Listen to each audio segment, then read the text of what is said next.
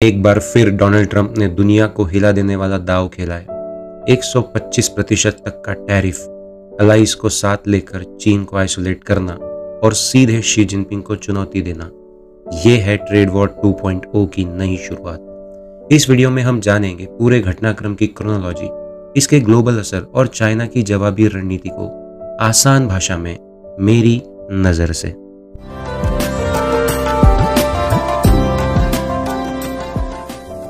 Trump ने एक चौंकाने वाले फैसला लेते हुए बाकी सभी देशों पर लगे टैरिफ को पॉज कर दिया, लेकिन चाइना पर लगे इंपोर्ट टैरिफ्स को बढ़ाकर 125% कर दिया, जो अब तक का सबसे बड़ा आंकड़ा है।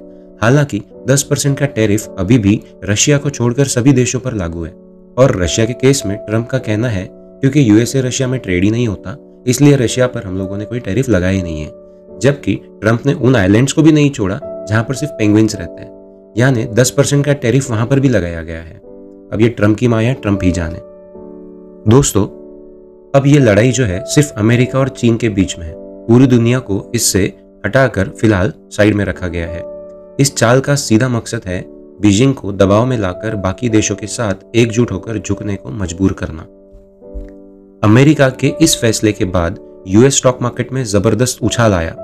2008 के बाद सबसे तेज रैली देखी गई, यानी इन्वेस्टर्स को राहत मिली कि अमेरिका अभी भी अलाइस के साथ है।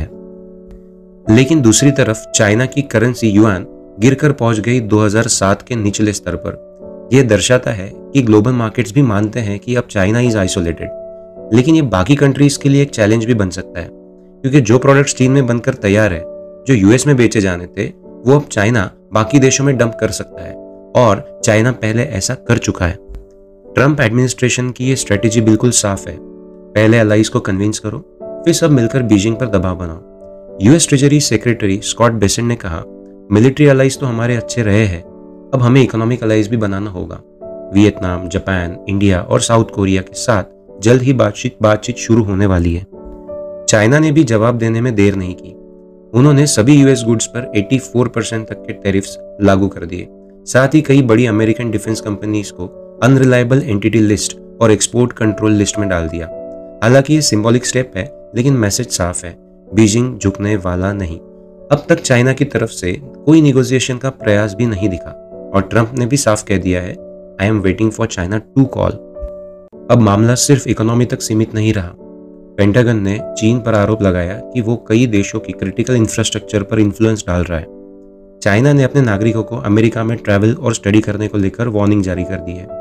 डिफेंस सेक्रेटरी पीट हेग्सेथ ने एशिया दौरे में कहा, हमें डिटेरेंस फिर से इस्टेब्लिश करने होंगे और अपने रीजनल अलाइज को भी स्ट्रांग बनाना होगा, यानी इंडो पैसिफिक में एक नई रणनीतिक घेराबंदी शुरू हो चुकी है।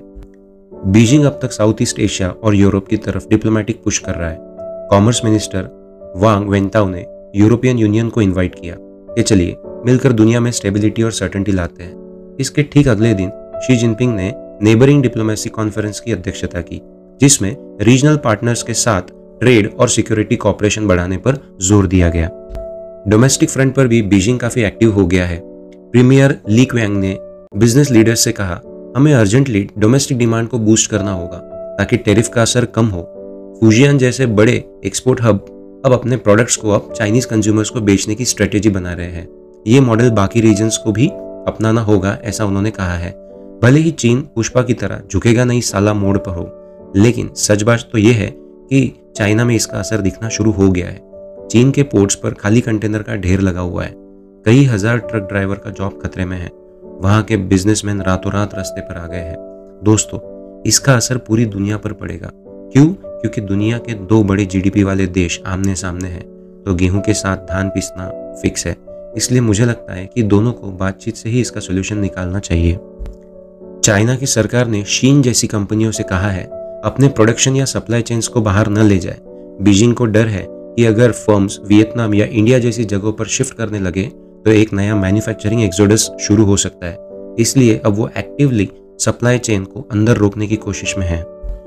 चाइना में लगातार दूसरी बार कंज्यूमर डिफ्लेशन देखने को मिला है, और फैक्ट्री प्राइसेस तो पिछले 30 महीनों से गिरे हुए हैं। अगर बाकी देशों की प्रोडक्ट्स चाइना में आने लगे तो कीमतें और ज्यादा गिर सकती है, यानी एक्सपोर्ट कोलैप्स का असर अब डोमेस्टिक इकोनॉमी पर भी साफ दिखने लगा है। एक्सपर्ट्स की माने तो टैरिफ का असर अब मार्जिनल हो रहा है। गोल्डमैन सैक्स की रिपोर्ट में ये कहा है कि पहले 50% टैरिफ से चाइनीज जीडीपी में 1.5% की गिरावट आती, लेकिन जब दूसरा 50% टैरिफ लगा तो सिर्फ 0.9% ही इम्पैक्ट करेगा। ट्रंप ने खुद कह दिया है, मुझे नहीं लगता कि अब मुझे और टैरिफ बढ़ाने की जरूरत होगी। चाइना की लीडरशिप को अब जल्दी नहीं है, उन्हें भरोसा है कि वो इस प्रेशर को आराम से झेल सकते हैं।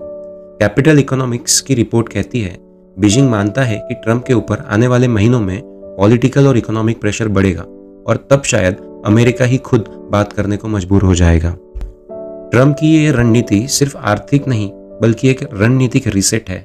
चाइना अब अकेला पड़ता दिख रहा है, लेकिन वो चुप बैठने वालों में से नहीं है। अब देखना यह है कि दुनिया फिर से दो पोल्स में बढ़ जाएगी, अमेरिका और उसके allies versus China and it's partners. क्या ये सिर्फ ट्रेड वॉर है या कोल्ड वॉर 2.0 की शुरुआत? आपका क्या मानना है? प्लीज़ हमें कमेंट में बताइए। वीडियो पसंद आया हो तो प्लीज़ लाइक, शेयर और चैनल को सब्सक्राइब ज़रूर करें। मिलते हैं किसी अगले एनालिसिस वीडियो में, जिसे हम जानेंगे मेरी नज़र से।